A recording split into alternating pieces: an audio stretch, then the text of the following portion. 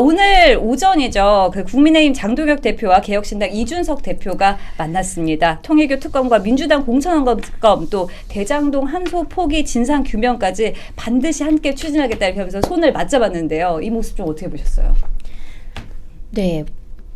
사실 우리가 다 합해도 의석수가 좀 턱없이 모자라기는 합니다. 네. 그런데 중요한 거는 보수 지지자분들 그리고 특히 이제 중도의 소구력이 있으려면은 이 여러 가지 이 사안에 대해서 민주당의 이 비리 사안, 통일교로 시작해가지고 공천험금까지 지금 뭐 휘황찬란하잖아요. 우리가 뭐 고구마 줄기 캐는 기분이다 이렇게 얘기를 하는데 줄기를 캐려면 일단 꼭지를 잡아 들어서 꺼내야 되는데 이거 같이 꺼내자 딱 여기까지거든요. 그래서 여기까지만 놓고 본다면 아침 일찍 회동했고 또 서로 이제 공통의 어떤 목적을 서로 확인한 정도까지 저는 오늘의 회담은 의미가 있다고 생각을 하고 있습니다. 개혁신당은 어떠세요? 그렇죠. 이준석 대표가 먼저 이제 페이스북으로 얘기를 하고 또 통화를 하고 그리고 나서 오늘 오전에 만나는 걸로 일정을 잡은 걸로 제가 알고 있어요. 그리고 이 대표가 국힘으로 방문을 하신 거죠. 그래서 저는 그거 자체가 굉장히 큰 의미가 있다. 그리고 정말 중요한 것들을 말씀하신 것처럼 개혁신당에서 저희는 일단 통일교에 대해서도 굉장히 저희는 뭐 불편한 게 하나도 없는 당이기 때문에 저는 불편한 게 없어서요. 네. 그래서 이렇게 나라의 발전 그리고 정치 특히 뭐 공천 헌금 같은 경우는 사실은 이렇게 굉장히 오래된 시스템과 역사 속에서 개혁이 돼야 되는 부분들이거든요. 그래서 이런 것들을 하는 거는 의미가 있었다. 그런데 좀 아쉬운 거는 저희가 조국 혁신당에 대해서도 사실은 같이 하자라고 했지만 나오지 않으셨거든요. 그러니까 부패한 권력과 맞서 싸우라고 사실은 이렇게 국민들이 뽑아준 건데 그 권력이 파란색이라고 했을 때는 오지 않겠다라는 건지 우리가 연대를 하자는 게 아니라 나라를 바꾸고 개혁을 하자라고 하는 건데 나오지 않은 거에 대해서는 굉장히 아쉽게 생각을 하고 그 조국혁신당 홈페이지에 가면은 정치개혁하겠다고 적혀 있어요. 그런데 정작 나와서 이야기해야 되는 부분에서는 나오지 않는 것은 좀 비겁한 것이 아닌가. 어떤 형태로 뭐 정치개혁을 하겠다라고 하는 것인지에 대해서 좀 아쉬움도 있습니다. 맞아요. 그래서 우리가 사실 꼭 이거 뭐 개혁신당하고 국민의힘이 합당한다 이런 시나리오를 사실 개혁신당도 그렇고 우리도 그렇고 그런 시나리오를 써놓고 있는 단계도 아닐 뿐더러 지금은 정말 중요한 게 지금 검찰청을 이렇게 수사를 못하게 지금 보안수사권까지도 마치 없앨 것처럼 지금 또 민주당에서는 빌드업을 하고 있는데 그렇다면은 정치의 힘이라는 게 이런 것들을 이제 야권에서 같이 목소리를 내면서 특검해야 된다, 추진해야 된다. 그 다른 것도 아니고 이 사안이 얼마나 지금 중대한 사안입니까? 그래서 이거는 꼭 관철을 시켜야 되는 건데 거기서 조국혁신당이 쏙 빠졌다. 그래서 사실 그렇죠. 좀 조국혁신당은 뭐 솔직히 이야기하면 좌에서도 더 좌로 가고 있는 건데 이거는 좌와 우의 문제가 아니라 부패의 문제인데 말씀하신 것처럼 이걸 안 받았다는 거는 중도들이 봤을 때 조국혁신당에게도 결코 좋지 않은 시그널인 건 분명한 것 같아요. 맞습니다. 이게 이거는 정치적 지향이나 뭐 정책을 가지고 얘기를 하는 게 아니라 민주주의와 부패를 우리가 같이 함께 해결을 하자라는 거고 근데 여기에 대해서 본인들은 입장이 있다라고는 했지만 사실은 그건 중립이 아니라 방관이거든요. 방관. 그렇죠. 민주당 이중대 하겠다는 거죠. 대놓고. 맞아요. 이게 파란색일 때는 파란색 권력에 대해서는 뭐 눈 감겠다 혹은 중립적이라고는 얘기를 하지만 전혀 중립적이지 않고 방관하고 어떻게 되든지 우리는 모른 척 외면하겠다라는 거기 때문에 굉장히 비겁한 태도가 아닌가 싶습니다. 근데 저는 한편으로 이제 개혁신당이 왜 이렇게 갑자기 야당의 연대를 하게 됐을까라는 생각을 좀 해봤거든요. 근데 지금 개혁신당의 지지율을 보면 한 4%대에서 이제 왔다 갔다 하고 있어요. 근데 이게 사실은 조국혁신당보다 2%대보다 더 높은 수치이죠. 그러니까 조국혁신당이 3당이고 개혁신당이 4당임에도 그런데 이게 과연 조국혁신당보다 높다라고 할 수 있을까라고 아마 고민을 했던 것 같아요. 개혁신당 내에서.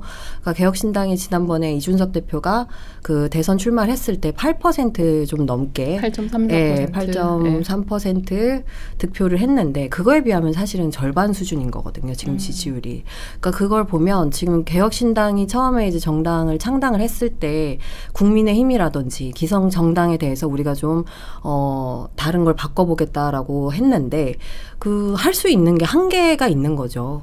그러니까 3석 가지고 할 수 있는 게 국회에서는 생각보다 없고 그런데 이제 개혁신당의 지지율의 연령대를 보니까 주로 20대예요. 그러니까 20대들이 큰 기대를 가지고 지금 개혁신당을 지지를 해주고 있는데 이제 기대만 가지고 이 사람들에게는 부응하기가 좀 어려워지는 시점이 오고 있는 거죠. 지방선거라는 정치적인 이런 축제 때문에. 그래서 이제 본인들이 지방선거를 앞두고 뭔가 성과를 내야 하는데 그 성과 중에 하나가 이런 특검을 이제 발의를 한다든지 이런 이야기를 하고 싶었던 것 같습니다. 맞을까요? 네. 아니 근데 이거는 좀 프레임인 것 같아요. 왜냐하면 지금 통일교가 지선을 앞두고 밝혀진 건 아니거든요. 지금 1억 공천헌금을 지선을 앞두고 밝혀진 게 아니에요. 그래서 좀 너무 지나치게 해석을 하신 게 아닌가 싶고 사실, 그리고 예를 들어서 네. 지난주에 이해운 그 장관 지명자 그 청약 가점에 대해서도 천하람 의원이 이렇게 밝혔는데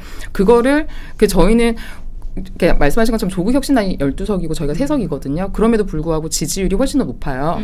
그런 거잖아요. 훨씬 저희는 저희의 일을 하겠다라는 거지 어떤 지선을 앞두고 우리가 이슈 메이킹을 하겠다. 그건 그러니까 지금 이렇게 통일교 특검은 해야 되는 거고 그쵸, 지금 민주주의 맞죠. 근간을 흔들고 있는 거고 공천헌금도 그 선거법 이거 다 개정을 해야 되고 정치 개혁 해야 되니까 저희는 하자라는 거지. 이게 뭐 지선을 앞두고 그거는 좀 너무 해석을 지나치게 나가신 거 아닌가 싶습니다. 그럴 수도 있는데 네. 불과 얼마 전에 이준석 대표가 그런 얘기를 했단 말이죠. 한동훈하고 연대를 할지언정 국민의힘과는 연대하지 않겠다라는 얘기를 했었는데 그거 지금 그 상황에서 별로 바뀐 게 없는데 그럼 뭐가 바뀌었을까? 아마 이준석 대표도 그 많은 고민을 내린 끝에 이렇게 야당 연대가 필요하다. 이거 당을 위해서라고 생각하는 연대를 얘기를 하실 때, 그러니까 연대를 저희가 오늘 연대하려고 만난 게 아니라고요. 저희가 대선 때도 결국에는 뭐 했어요? 시작부터 끝까지 후보 단일화 했어요. 후보 단일화. 저희는 그럴 마음이 없다고 매번 얘기하고 계속 얘기하는데도 후보 단일화를 계속 얘기해서 오늘 우리가 연대하려고 만난 게 아니거든요. 근데 연대 추진하자 이렇게. 맞습니다. 근데 연대라고 딱 해버리면 정작 우리가 얘기했던 3가지 특검, 그렇죠. 네. 본질이 흐려져요. 특검, 더불어민주당 공천뇌물 특검, 그리고 대장동 검찰 항소포기 경위 맞습니다. 규명에 그러니까 이 3가지에 대해서 얘기를 해야 되는데 이 3가지 얘기 안 하고 자꾸 연대를 얘기를 하니까 본질이 흐려지는 거죠. 저는 그런 식의 프레임 전환은 부적절하다. 그리고 개혁신당이 국민의힘의 내재적 한계를 극복하기 위해서 만들어진 당이에요. 그거 하려고 왔는데 뭘 자꾸 연대를 얘기를 하고 저는 자꾸 그런 의미 부여 안 하시면 좋겠습니다. 근데 그러기에는 오늘 이준석 대표가 그 아침에 일정 이후에 조선일보 유튜브에 나가셨는데 그 연대에 대해서 강한 부정은 하지 않으시더라고요. 그래서 이거 또한 연대를 열어놓은 거 아닌가. 이게 대선 때랑도 똑같아. 대선 때도 저희가 단일화 없습니다 했는데 더 강한 워딩이 없었다고 하면서 저러다 또 가능성이 있는 건 아닌가. 그래서 저는 살짝 대자뷰 보는 것 같습니다. 윤석 의원이 선을 긋는 이유가 국민의힘의 체질 개선이 전제가 되지 않았기 때문에 전체적인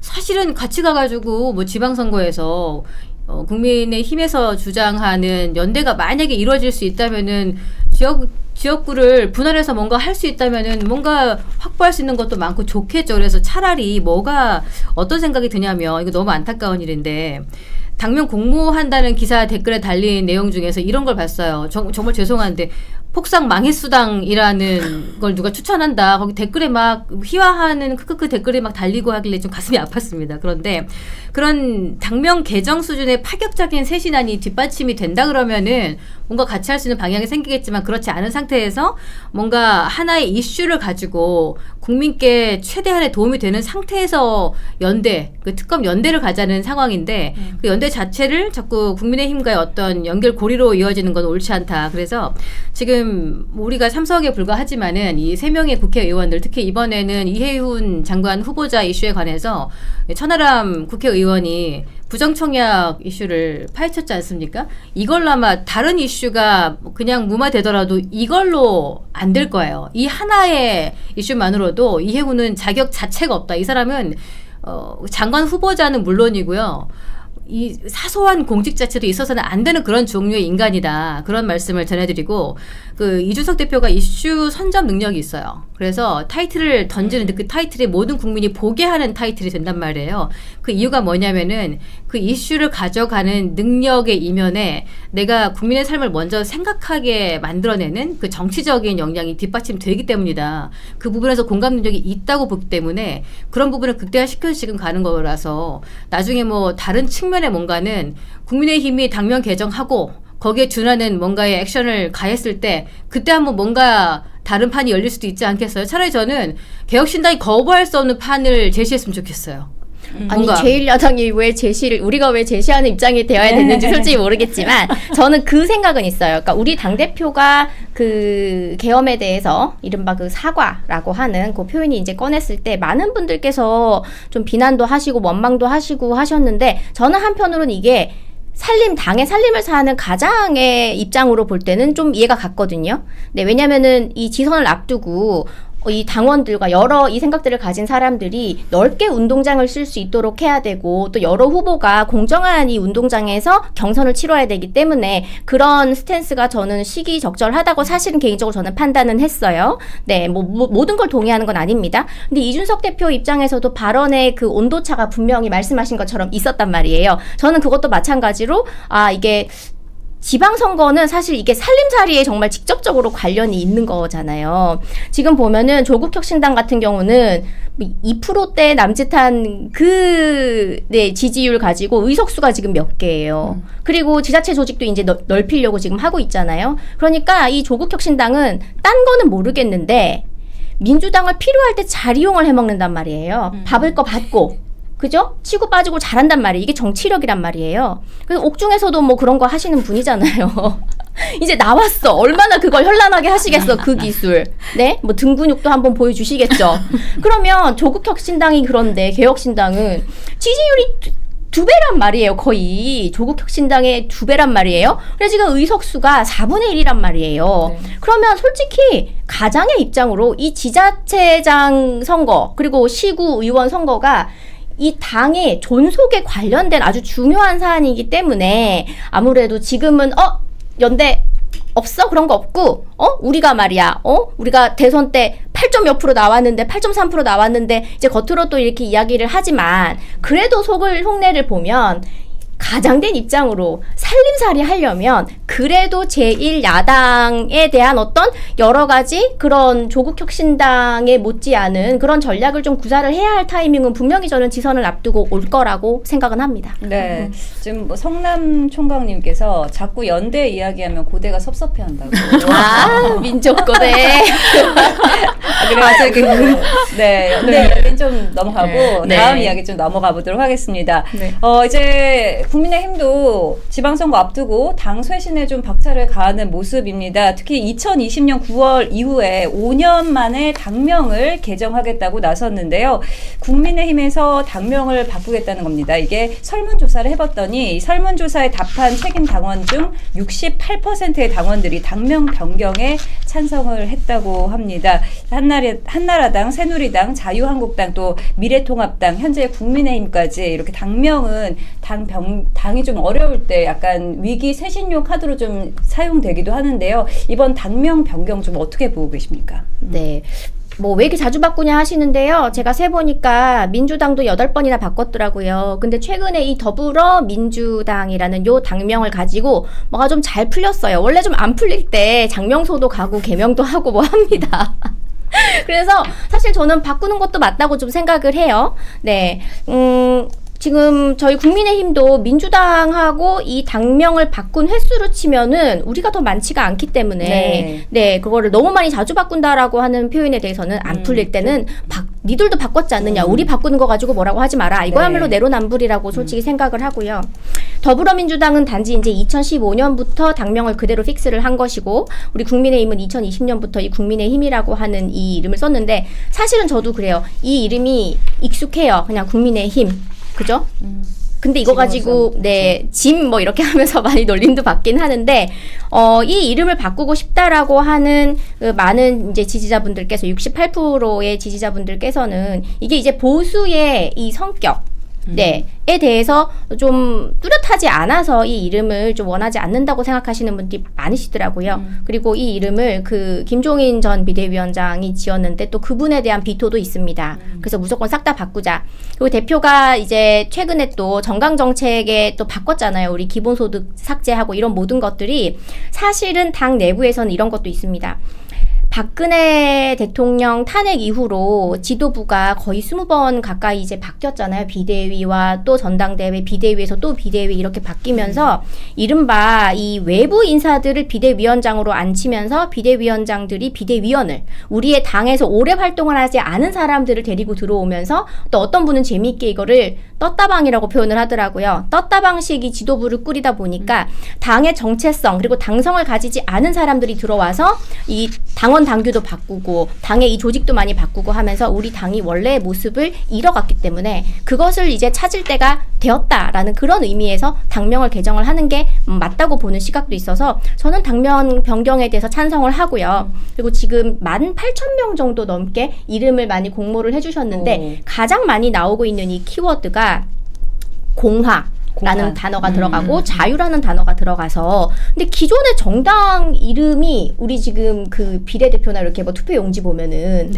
49개잖아요. 그래서 여기서 없는 거 찾는 게 진짜 어렵겠다 사실 그 생각을 했고 또 그 아까 말씀하셨던 그 악플 달린 거 있죠. 그 제가 오늘 조금 재밌는 걸 하나 발견을 했는데 얘기해도 되나? 예, 말씀. 그냥 얘기할게요. 네네네. 매일신문이니까. 네.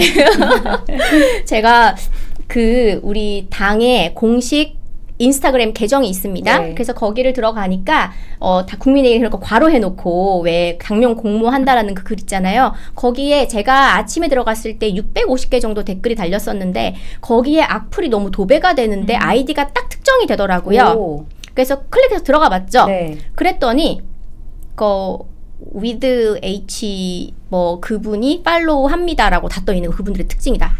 그러니까 한동훈 전 대표가 다 팔로우하는 계정들이에요.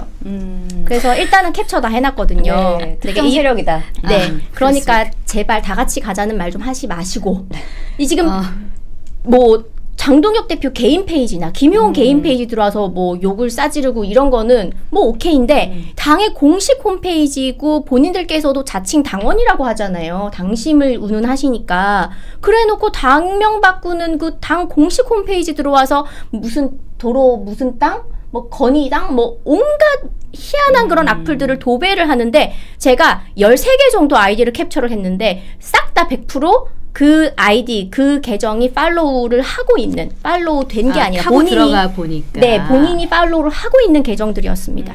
지금 KGB8336님은 자유공화 사과당이라고 명칭을 붙여주셨어요.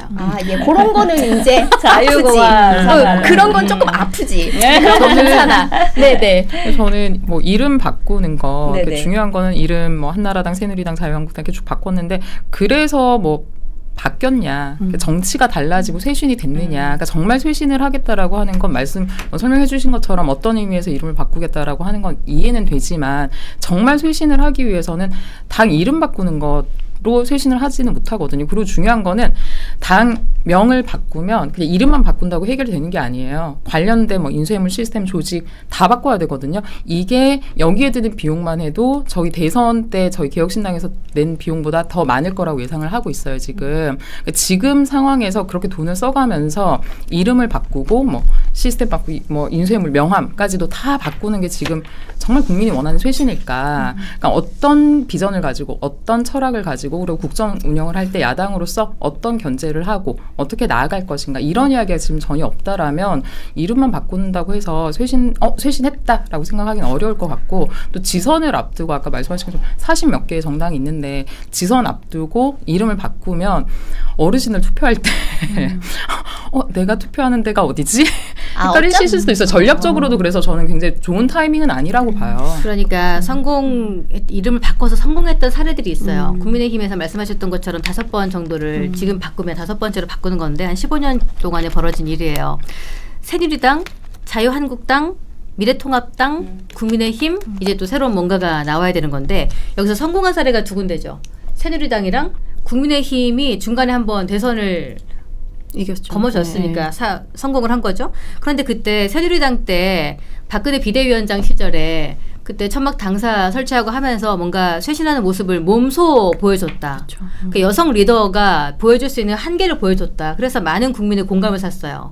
그리고 그 이후에는 우리 국민의힘으로 돌아가면서 총선 참패 후에 김종인 비대위 체제에서 김종인 비대위원장이 5.18 묘역에 가서 무릎 사과를 했어요. 그런 모습들을 보여주면서 뭔가 쇄신을 내가 몸소 실천하는 그 모습을 국민께 똑같아요. 공감이란 말이에요. 그래서 뭔가 이 성공 사례들 공통점에 드러나는 것들이 이름, 정책, 태도. 근데 지금 우리는 국민의힘은 이름만 바꾸려고 하는 것 아닌가. 물론 장동혁 대표가 여러 가지 쇄신안을 준비하고 있긴 하지만 그게 국민적 공감대에 미치지 못하는 관계로 이 세 가지가 결합되는 순간이 나올 때까지는 국민의힘이라는 당명을 그대로 유지하는 것만 못한 일이 벌어질 것이다. 저는 그렇게 봅니다. 저는 이제 지난 방송까지만 해도 당명 바꿔가지고 뭐 하겠냐라고 했는데 이렇게 당원들 68%가 찬성을 했다라는 걸 보면 결국에는 당명을 바꾸는 건 당원들의 의견이 중요하기 때문에 이제는 바꿔야 된다라고 했을 때 보면 지금 오늘 서지영 의원이 홍보본부장이거든요. 근데 거기서 발표를 했더라고요. 그 김수민 전 국회의원이 그 브랜드 전략 TF를 만들어가지고 이제 국민의힘 당명 개정에 이제 앞장서겠다라고 하는데 거기에 어떻게 구성이 되느냐 봤더니 그러니까 2030 당원 위주로 이제 그 당원들이 주로 마케팅이나 아니면 이런 이제 이야기를 만드는 분야에 있는 당원들을 좀 모집을 했다라고 합니다. 그래서 앞으로 그 말씀하신 대로 이름만 바꾸는 게 아니고 당원들이 진짜 원하는 게 무엇인지 그런 이야기들을 좀 담아낼 것 같고 그러면서 이제 최고의 의결을 거쳐서 진행이 될 건데 결국에는 18일까지 당명을 이제 공모를 받는다는 거예요. 그래서 제가 봤을 때는 국민의힘이 진짜 잘 되기를 바란다면 이러한 이벤트에 좀 참여를 하셔가지고 그 당이 앞으로 좀 나아갈 때 잘 되는 것이 대한민국이 잘 되는 것이기 때문에 좀 많은 도움을 주시는 게 좋을 것 같습니다. 근데 저거 무슨 단어가 좀 포함되면 좋을까요? 한두 단어가 꼭 포함되어야 한다 이렇게 한다면 뭐가 좋을까요? 생각해 보신 거 있나요? 글쎄 저는 그 공화라는 단어를 좀 개인적으로 선호를 했던 게 우리가 이 다수의 힘으로 민주주의라는 이름 하에 다수결의 어떤 폭거를 지금 일으키는 게 민주당이잖아요. 그래서 이럴 때일수록 공화의 원리가 저는 좀 더 작동이 돼야 한다는 생각을 해서 공화라는 이름도 어울린다고 생각을 했고 그리고 또 자유라고 하는 거는 지금 이제 지방선거 아마 후가 될 거라고 저는 생각하는데 언론 입틀막법을 아주 세게 밀어붙이는 타이밍이 오지 않을까라는 생각이 들어서 자유라는 단어도 사실 꼭 들어갔으면 좋겠다라는 그런 생각을 하고 있습니다. 그리스님이 라이트 자유당 이거를 선택하셨네요. 라이트 자유당. 라이트 자유당. 라이트 자유당? 자유라는 네. 네임이 좋으신가 봐요. 그렇구나. 자유가 마음에 든다. 네. 인민무력당 뭐 이렇게 올라오고 있는데. 네. 근데 이번 주까지도 대국민 공모를 한다고 하니까요. 여러분 많이 뭐 참여해 보시면은 상금 300만 원. 300만 원. 네, 저도 좀 고심을 해보겠습니다. 이게 당명 바꿀 때 그때 민주당이 굉장히 좋아했던 부분이 새누리당 당명 바꿀 때 그때 파란색을 놨어요. 네, 파란색을 맞아요. 버렸어요. 파란색을 버리고 빨간 목도리를 탁 들을 때 민주당 그때 저는 PK 쪽에 있었으니까 PK 쪽에 있었던 민주당 사람들이 뭐라 그러냐면 이때다. 이거다. 파란색이 지금 정치 역사적으로 파란색을 가졌던 정당이 훨씬 오래 집권했던 거야. 야 우리 세상이야 이제. 그러면서 민주당이 어떤 짓을 했냐면은 그때 더불어민주당 가져가면서 파란색이 가져갈 수 있는 색상을 글라데이션으로 다 갖고 다 왔어. 넣었어요. 그 당 기에다가 그 정도로 파란색을 선호했다. 맞아요. 그게 조금 그거를 왜 놨던 게 넣었을까? 조금 안타까웠다. 맞아요. 그래서 제가 대표님한테 어저께 그 당명 관련해가지고 농담으로 그냥 쓱 그랬어요. 그럼 우리 저기 잠복 근무합니까? 파랑 들어갑니까? 제가 이랬거든요. 그 대표님이 딱 보시더니 그 충청도 말씨 약간 있잖아요. 그 색깔 한번 놓으면 다시 찾아오기 어려워요. 딱 이러시는 거예요. 그래서 빨강에 미련이 있으시구나. 빨간색 놓으면 빨간색이 또 어떻게 될지 모르는 거라서. 네네. 그리고 제가 어저께 그 팬톤이었나? 그 색깔 차트 있잖아요. 네. 물감 차트. 거길 보면서 붉은 계열에 뭐가 가장 세련된 날을 막 찾고 있었거든요. 또 그런 중입니다. 네. 대통당 때 분홍색이 좀 여성 후보자들이 입기에 굉장히 색이 잘 받더라고요. 우리만 좋은 거니까. 네. 근데 이제 근데 홍카 그럼 안 하죠. 홍 시장님 제가 또 홍카 팬이셨기 때문에 예전에 뭐 not anymore. 근데 홍카님께서 영어 나오셨어요. 예. 네, 홍카님께서 그 핑크색이 은근히 좀 잘 받으시기는 했는데, 근데 또 이렇게 좀 짙고 약간은 어두운 톤의 그런 정제된 톤도 저는 양복이나 이런 거 우리가 보통 의복이 또 중요하기 때문에 선거 앞두고 그래서 아주 이런 새빨강에서 피 같은 빨강에서 약간 이제 그 동맥 버건디. 말고 네 정맥 스타일 지금 버건디 올라온다. 버건디, 버건디. 네, 네. 뭐 하바드 요런 컬러들, 네, 고려대 컬러 여기 고려대 계시죠? 네, 네. 민족고대 컬러 요런 것들도 저희가 좀 생각을 하고 있습니다. 왜냐면 빨강마저 뺏기면 우리 이제 갈 데가 무지개밖에 없는 것 같아가지고 제가 무지개 되게 싫어하거든요. 아, 네. 네. 이제 또 지선 앞두고 개혁신당 이야기도 좀 해보도록 하겠습니다. 개혁신당 이준석 대표가 30초짜리 쇼츠를 올렸는데 사흘 만에 조회수를 180만에 넘겼습니다. 아주 파격적이었어요. 뭐 99만 원이면 누구나 지선 출마 정말 할 수 있습니까? 네, 제 말씀을 드리면 네. 지금 우리나라를 이야기를 할 때 후진국에서 태어나신 분이 중진국 교육을 받고 선진국 아이들을 가르친다라고 얘기를 하고 있어요. 그 정도로 단기간에 급속 성장을 한 곳인데 다른 분야들은 그래도 뭐 과학기술이나 뭐 기업이나 이런 것들이 성장하고 있는데 정치 문화는 정치권은 아직도 80년대에서 크게 못 벗어난 것 같아요. 그래서 우리가 그리고 또 정치권에 진입을 하실 때 보면 뭐 돈이 일단 없거나 혹은 연이 없으면 들어오기 어려운 구조이지 않습니까? 그래서 그런 하지만 그래도 좋은 분들 워낙 많으시니까 그런 분들이 정치권에 입문하실 수 있도록 문턱도 낮추고 또 이 모든 과정들이 지금 공천헌금 굉장히 문제되고 있지 않습니까? 과정도 투명하게 하자. 그리고 이런 것들을 할 수 있는 시대이기 때문에 저희 이번에 99만 원 기초의원 지금의 구조를 바꾸자라는 거죠. 그래서 저희는 지금까지 해왔던 것들 뭐 이렇게 시작할 때도 말씀하셨는데 뭐 사무실 있어야 되지 않아요? 뭐 이런 거 해야 되지 않아요? 라고 하는데 그런 프레임에서 저희는 벗어나서 새로운 정말 패러다임을 제시를 하면 충분히 가능하다고 봅니다. 그러니까 전국 지자체가 226개가 있고요. 그중에서 기초의원 숫자를 한번 파악을 해봤더니 2,988명 비례대표 의원까지 포함해서 근데 이 사람들이 기본 비례대표 의원은 조금 더 기탁금을 낼 수도 있어요. 근데 이분들이 내는 기탁금이 200만 원이에요. 이 사람들의 기탁금 2,988명의 200만 원의 기탁금을 모아보니까 59억 7천만 원대 이르거든요. 그래서 요 기초의원에 대한 기탁금을 민주당에서 걷고 뭐 국힘에서도 걷겠죠. 양당에서 딱 걷는다 그러면 이게 100억 원이 넘는 수익금이 탁 올라오니까 이게 엄청난 수익이 되니까 이게 공천 장사 뭐 정당 차원에서는 따로 내가 뒷돈 받지 않아도 정당한 방법으로 공천 장사를 하고 있는 셈이 되는 거죠. 그런데 이게 100만 원 이하라는 이 타이틀이 굉장히 중요하고 이게 뭐냐면은 우리가 기초의원을 경험을 해봤을 때 어떤 게 있냐면 내가 출마를 하고 싶어요. 그래서 내 현수막을 걸고 싶어. 근데 어디다 걸어야 될지 모르는 거야. 어디다가 걸어야 되지? 다 찾아다니기 너무 힘들잖아요. 이거를 각 번역별로 AI가 분석을 해줘요. 사람들이 어느 시간대에 어떤 부분에 걸면 가장 가독성이 좋은 위치가 딱 나와요. 그걸 분석을 해주고 그런 부분들 그래서 이렇게 사적으로 들어가는 비용을 최소화시키는 금액이 99만 원이다. 그래서 이준석 대표가 180만 뷰를 달성했던 그 유튜브 영상 보면서 굉장히 힙하게 했더라고요. 그래서 젊은 사람들이 직접적으로 참여할 수 있고 그래서 뭐 우리가 원서 쓰고 이러느라 아니면은 당에 면접 보고 이러느라 시간 내야 되고 뭐 돈도 많이 들고 이러면은 못 하잖아요. 그러니까 경력 단절 상태에 계신 분이라든지 학생이라든지 은퇴하신 분이라든지 이런 분들이 돈, 시간 그리고 노하우가 없어도 이거는 할 수 있는 형태를 만들어내겠다. 이 의지에서 비롯된 게 바로 이 99만 원 정책이라고 보시면 돼요.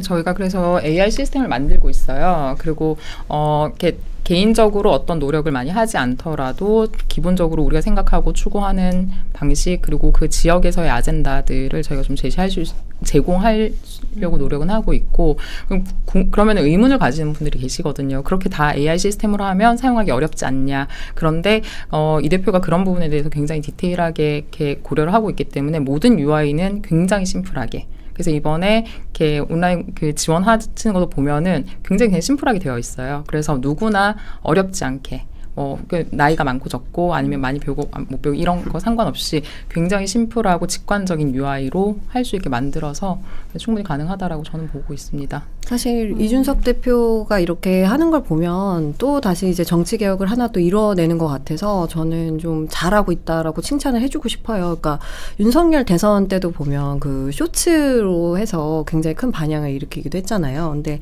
이제 다만 이제 평론하는 입장에서 좀 평론을 해보자면 지금 개혁신당하고 조국혁신당만 지방선거 출마자들을 모집을 하고 있어요. 그러니까 그 이유는 민주당과 국민의힘은 이미 출마자들이 너무 많이 넘치고 있기 때문이다라는 게 지금 이렇게 쇼츠로 내보낼 수밖에 없는 상황인 것 같고, 그리고 무엇보다 중요한 건 99만 원으로 선거운동을 할 수 있다가 아니고 당선될 수 있느냐의 문제인 것 같거든요. 그러니까 당선되지 않으면 그 99만 원은 청년한테는 엄청 큰 돈인데 그거를 그냥 또 버리는 돈이 된다면 그것 또한 사회적으로 좀 아까운 비용이 아닌가라는 생각이 듭니다. 그래서 무엇보다 그렇게 좋은 시스템을 만들어서 그것의 큰 목적은 시스템만이 만들어지는 게 아니고 정말 좋은 청년 정치인을 키워내는 정당이 되는 게 목표인 것 같거든요. 그래서 그렇게 좋은 시스템을 만들어졌을 때 그러면은 사람이 정치를 해야 되는데 그 시스템을 활용을 하는 그 사람은 어떻게 검증을 할 것인지 뭐 이런 것도 이제 같이 논의가 돼야 되는 시점인 것 같습니다. 네, 맞습니다. 굉장히 중요한 말씀 해주셨고, 근데 여기에서 중요한 것은 이런 시도조차 하지 않는다면 변화는 일어나지 않기 때문에 이런 시도를 하면서 저희가 이렇게 말씀하신 그 부분들도 사실 고민은 하고 있고, 생각을 하고 있기 때문에 이게 당선 가능성을 보자면은 3인 선거구가 한 380여 곳이 되고요. 4인 선거구가 30여 곳이 돼요. 2인 선거구면은 1, 2당밖에 안 되는데 3인, 4인 선거구로 갔을 때는 개혁신당, 조국당 가능하다. 그런데 조국당보다 개혁신당이 훨씬 지금 뭔가 아젠다를 멀리 넓게 던지고 있고 많은 분들이 공감하고 있는 상태에서 이분들이 함께 할 수 있는 장을 좀 크게 조금 더 확실하게 열어준다면은 훨씬 가능성도 있지 않을까. 그래서 지금 지난번에 대선 때 이준석 후보가 28억 3,600만 원으로 선거를 치렀거든요. 그 당시에 이재명 후보가 535억을 썼고요. 김문수 후보가 450억을 썼어요.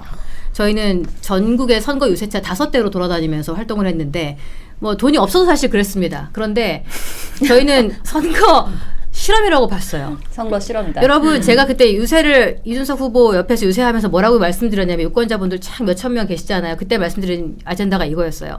여러분 지금 여러분 앞에서 파란색 빨간색 옷을 입고 춤을 추는 저 유세원들은 여러분의 피 같은 세금으로 만들어진 유세원들입니다. 하루에 얼마의 유세원 비용을 받고 저렇게 활동하는 것입니다. 저건 정당에서 제공해주는 것이 결코 아님을 아셔야 된다.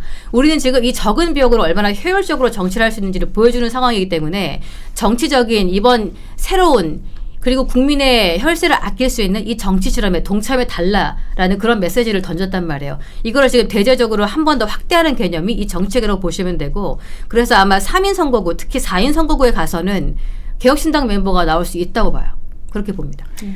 그 선거에 관련돼서는 저는 사실 지난 총선에 출마를 해봤잖아요. 네, 그래서 이런 개혁적인 이 선거 운동, 저비용 선거 운동은 저도 사실 직접 해봤어요.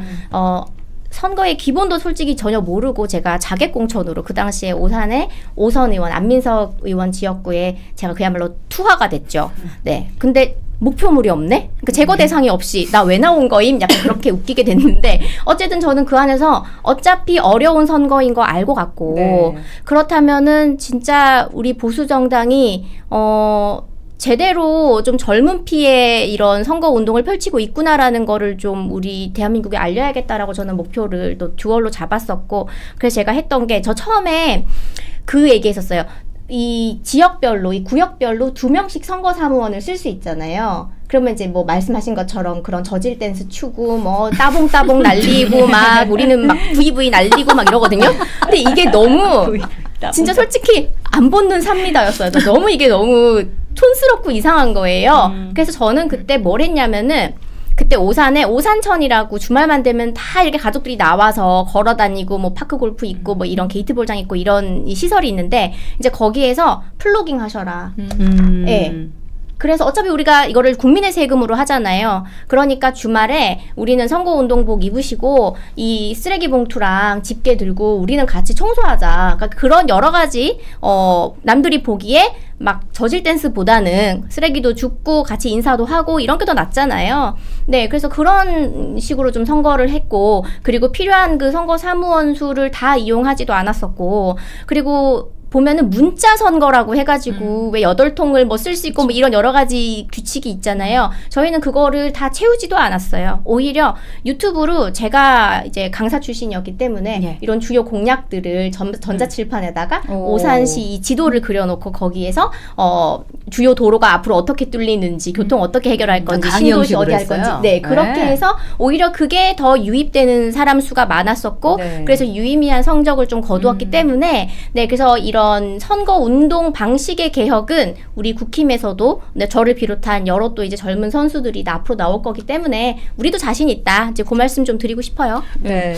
저는 이렇게 우리가 아직 제가 아까 80년대 정치 문화에서 못 벗어난 것 같다라고 말씀을 드렸던 게 사실 이런 부분이에요. 그러니까 세상이 바뀌었고 시대가 변했고 그러면 선거 운동하는 방식도 저는 바뀔 수 있다고 보거든요. 그러니까 선거 대선 때도 그렇지만 선거 비용에서 가장 많이 쓰이는 것들 중에 하나가 유세 차량 그리고 선거 운동 원에 대한 일당인데 거기에 대해서 사실 이제 우리가 다 온라인으로 다 볼 수 있는 시대인데 그걸 길거리에서 그렇게 소리를 내고 뭐 이렇게 현수막 걸고 그러는 거 이렇게 도 그렇고 효과적이지도 않고 시대가 바뀌었고 그래서 좀 네. 저는 선거 방식 다르게 접근하는 게 너무 좋을 것 같고 말씀하신 것처럼 그런 방식 그래서 요즘 뭐 남녀노소 다 많이 보시잖아요.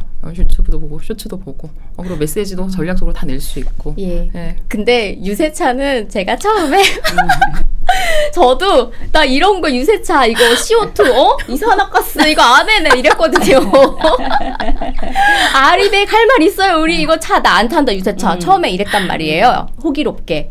근데 누가 어느 의원님이 말씀하셨더라? 저는 유세차도 안 하고요. 뭐 TM 안 하고요. 전 다 안 합니다. 이랬거든요. 뭐 하는데 네네네. 그러면서 조용히 저한테 근데 자네 키가 몇인가? 저 158입니다. 그랬더니 아 그러면은 어디 올라가서 운동해야 되지 않겠어? 얼굴이 안 보일 텐데 그래서 예 알겠습니다. 그래서 유세차를 정말 조그만 거를 했어요. 조그만 거를 했는데 상대편 보니까 이거는 뭐 무슨 로봇 3단 합체처럼 막 전광판 같은 게 뒤에 LED인가요? 네네네. 이렇게 올라가고 5톤짜리네. 막 비도 안 맞고 막 이래요. 그래서 여기 내가 1톤 썼네 보니까. 그 얼마짜리예요? 각이 나온다. 그러니까 이게 막상 선거를 시작을 해보면 유세차는 솔직히 전쟁 나갈 때 걸어 자전거 타고 전쟁 갈 거냐 아니면 탱크 타고 갈 거냐 이거예요. 그래서 유세차는 솔직히 전 해보니까 포기 못하겠다. 그리고 저는 방송하는 사람이잖아요. 앰프가 좋아야 됩니다. 맞습니다. 맞습니다. 셉셉 복식호흡 해봤을 때 앰프 빵이 안 합니다. 그렇게 하면 유세 못 합니다. 그래서 5톤짜리 올라갔을 때하고 네. 1.5톤짜리하고는 너무 차이가 커서 그럼요. 전달력에 차이가 있는 관계로 다음에 국회의원 출마하시면 5톤짜리로 좀 하시면 제가 해보니까 실제로 구경하겠습니다. 네네네. 그 유세차는 포기 못하겠더라고요. 과연 99만 원에 할 수 있을지 개혁신당의 새로운 도전 좀 기초의원은 지켜보고요. 유세차가 필요 없어요. 기초의원 네. 가격부터 유세차가 필요한 거고. 거지만 예, 그렇습니다. 많은 관심 가지고 지켜봐 주십시오. 할 수 있는지 없는지. 지켜보겠습니다. 지켜봐 그분은 주십시오. 다른 단체장이 5톤을 타기를 바라면 됩니다. 단체장 차에 가서 같이 유세를 할 수 있거든요.